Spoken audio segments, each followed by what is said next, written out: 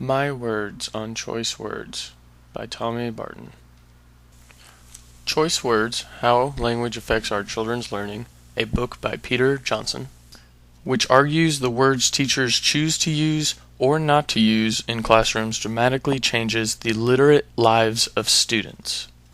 On the second page, Johnson claims that in the book he will focus on those things that teachers say and don't say whose combined effect changes the literate lives of their students. And by doing so, he will hopefully show the complex learning that teachers produce that is often not recognized by tests, policymakers, the general public, and often even by teachers themselves, but is particularly important.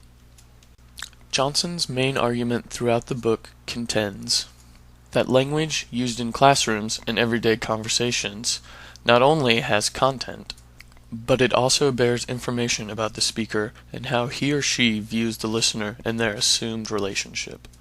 What this means is that in the classroom, as teachers, we must be knowledgeable of the fact that while communicating with students, the words we use have certain underlying connotations, and we need to make sure that in the conversation we are not patronizing or condescending towards the students.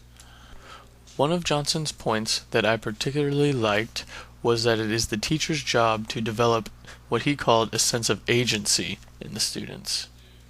He defines agency by saying, if nothing else, children should leave school with a sense that they can act, and act strategically. They can accomplish their goals. I think that this is one of the most important concepts in the book, to teach children to act strategically and develop their sense of agency.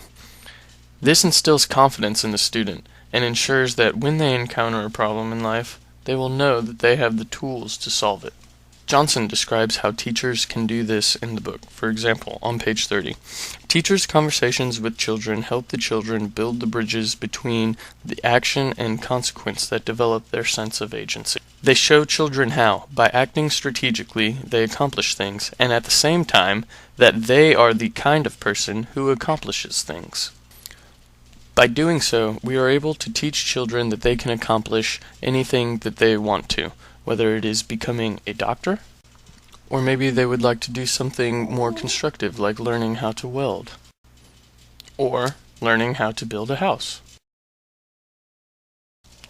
No matter what they decide to do when they grow up or how it is taught to them, children need to leave school with the knowledge that they are problem solvers. One of the last points that I really liked about the book was Johnson's argument to create an evolutionary democratic learning community. Johnson states that children, just like adults, learn better in a supportive environment in which they can risk trying out new strategies and concepts and stretching themselves intellectually. This is not just because a supportive community enables individuals to extend their minds beyond themselves without risk, but also because the relationship associated with the learning is an inextricable part of what is learned. This means to think of each student as making up a part of the whole, and the class as a collective we, with the teacher included. It is a place where others' ideas are respected, and teachers do not spend the whole class standing up and lecturing in front of their students. Students will be able to do most of the learning for themselves, the teacher just acting as a guide, and will not have to drill the subject information into the students.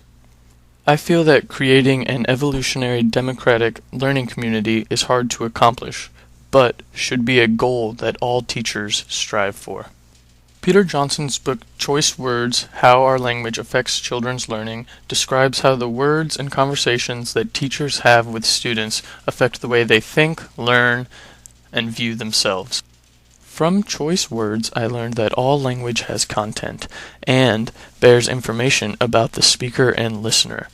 Also, schools should help children develop a sense of agency, and teachers should strive to create an evolutionary democratic learning community. Overall, I enjoyed this book and think that it is valuable for teachers to read to understand how their language can affect a children's learning and perception of themselves.